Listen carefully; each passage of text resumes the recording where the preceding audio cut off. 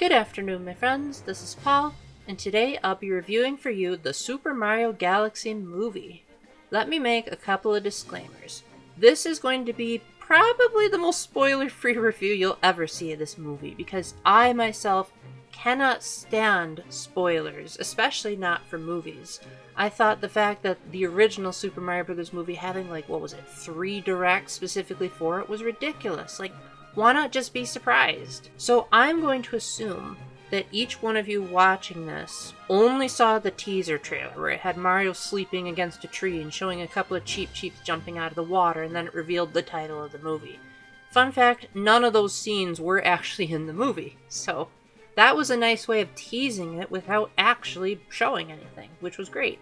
I'm also going to assume that you have already watched the Super Mario Bros. Movie. If you have not, then pause this right now and go and watch it, because this movie isn't really going to make a whole lot of sense if you go into it first, as a lot of the character dynamics are presented in such a way that it assumes you already knew the development they went through in the first movie.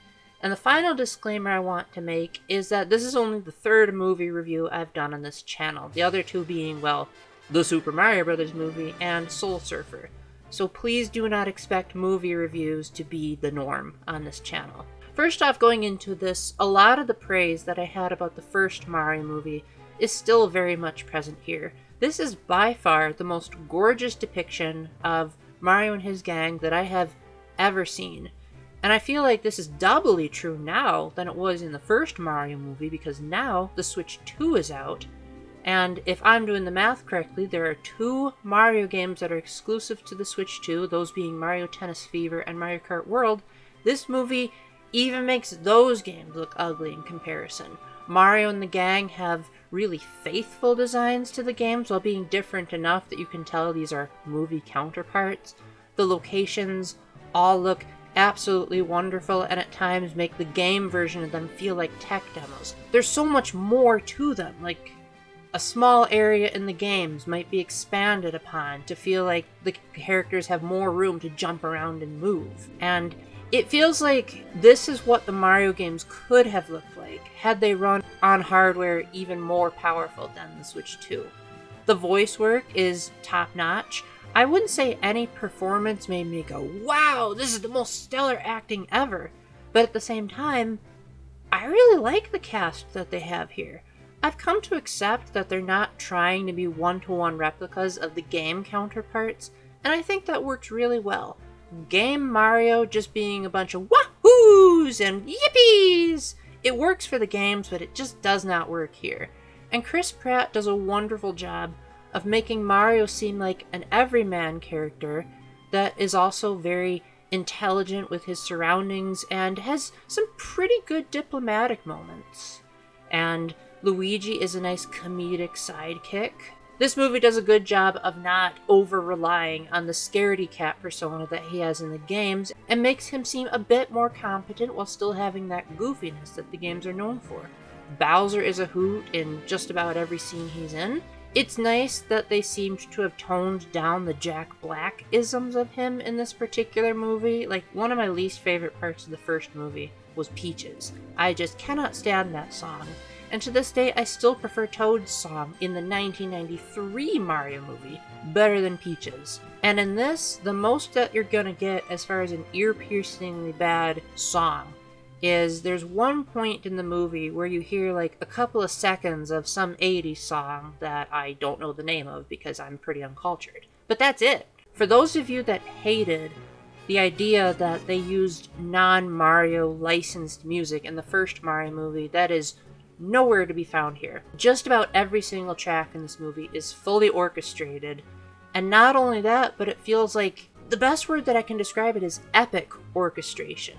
Sure, you got amazing pieces like the Gusty Garden Galaxy, that's one of the most iconic tunes Nintendo has ever made, but it doesn't feel like this endgame level you're facing off against this incredible challenge type of music.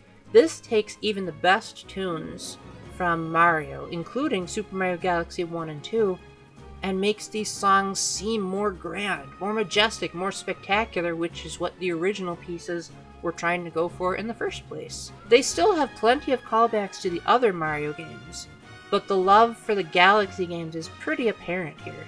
I will say that it does seem like the movies missed the point of what made the Galaxy games so great, and that's that each galaxy had its own gravitational pull on a per-planet basis, and it also seemed to reinvent the rules of how you play the game on a per-galaxy basis. In one galaxy, you might be walking on top of a ball, trying to guide it to the goal. In another, you might be surfing on a manta ray, and then in another, it's just another 3D platformer level. And there's not really a whole lot of that in this movie. There is some, and when it does show up, it leads for some of the best action scenes in the movie. But if you're expecting this to have another mind-blowing usage of gravity, or for the movie to like completely switch things up, you're not going to see a whole lot of that. But like I said, when these moments do show up, they were some of the best parts of the whole movie.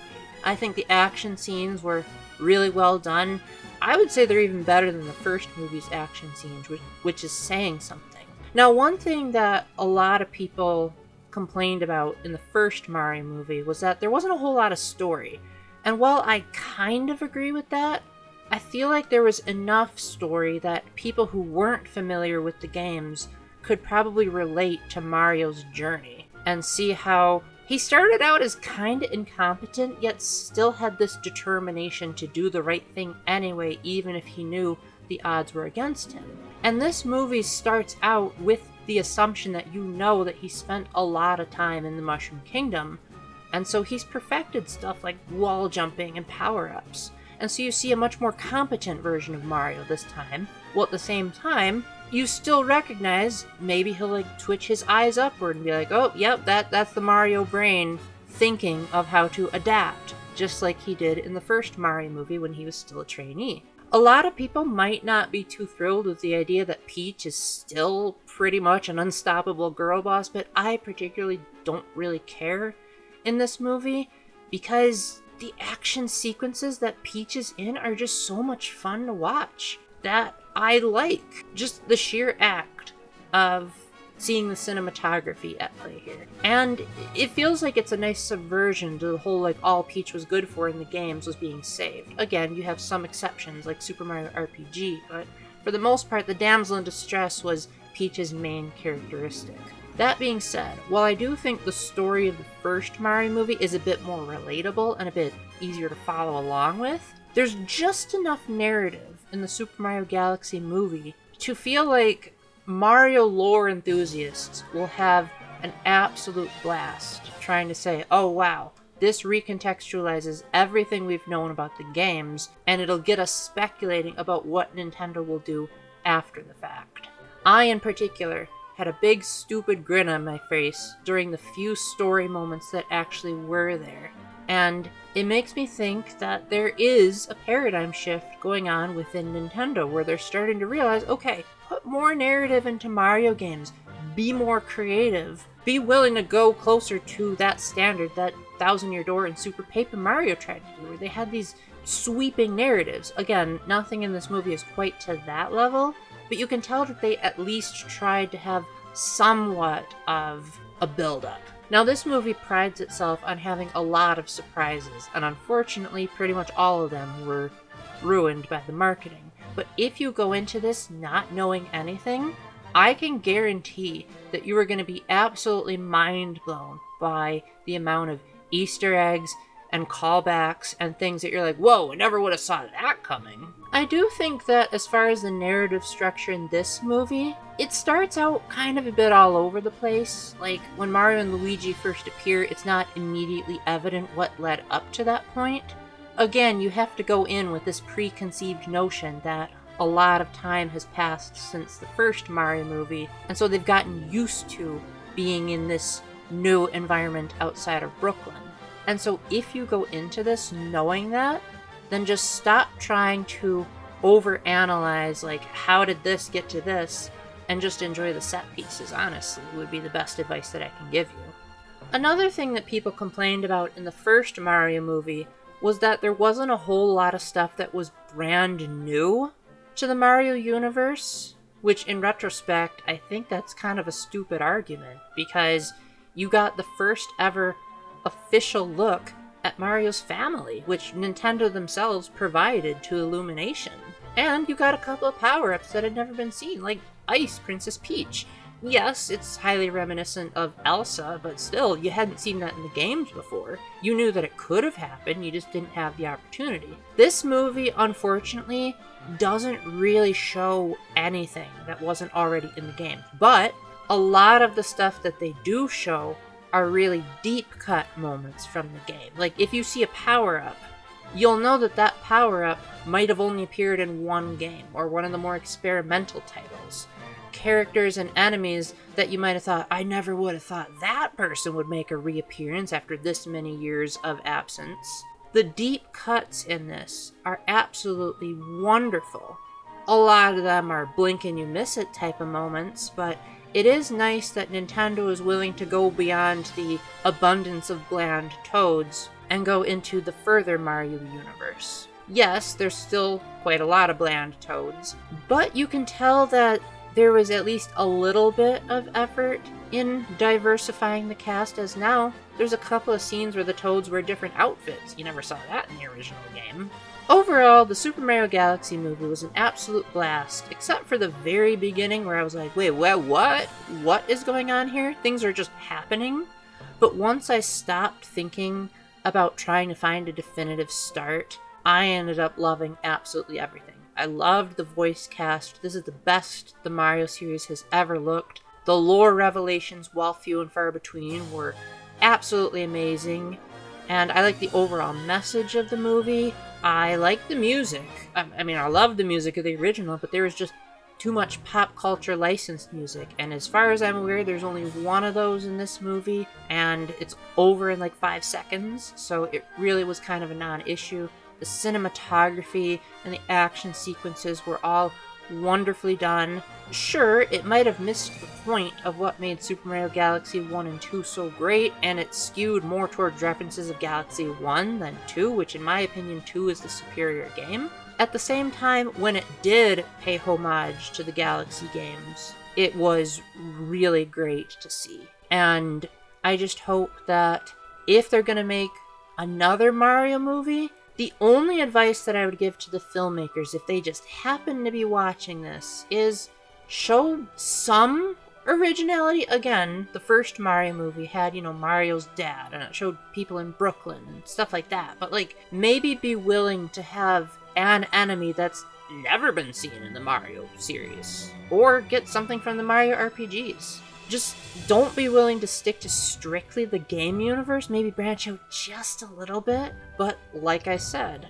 the stuff that they do show are more deep cuts and more experimental takes on the Mushroom Kingdom.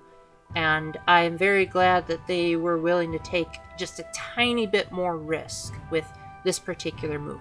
I would give this my highest recommendation, provided you've already seen the original Super Mario Bros. Movie. Now, for those of you wondering, I don't play much games, but I enjoyed the first Super Mario Bros. Movie. Would I enjoy this one? I would say you probably won't get a whole lot out of the narrative, because a lot of it is very much directed at people who have played the games and appreciate the callbacks. Some narrative moments are just going to completely pass you by if you're not a gamer, and you'll need someone like me pausing the movie every couple of minutes to be like, well, in the games that happened. And you'll have to go, wait, what? Why is that happening here? That doesn't make sense. But the action pieces and the music and the spectacle are so good that I think you'll forgive these few moments and just have a good time. Don't try to hyper-analyze it. Just enjoy it without necessarily thinking about the sequence of events. And I think you'll have a blast. Especially if this video gets out soon enough, especially if you can see it in 3D like my sister and I made. So I'd like to thank my sister for treating me to this movie for my birthday, which is coming up in 19 days, or 18 days, as of the time of this recording. And I'm glad that this movie is breaking records, and I hope that this indicates to Nintendo that we really like seeing these characters talk and express themselves and develop more than what the games allowed them to do.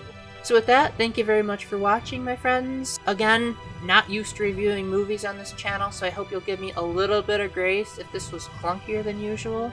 Let me know if this was good enough of a spoiler-free review, because again, I did not want to know anything about this movie besides the teaser, so I hope that I was not being a hypocrite. So with that, I hope you all have a wonderful day, and until the next time, remember to keep the faith, stay epic, and God bless. Bye!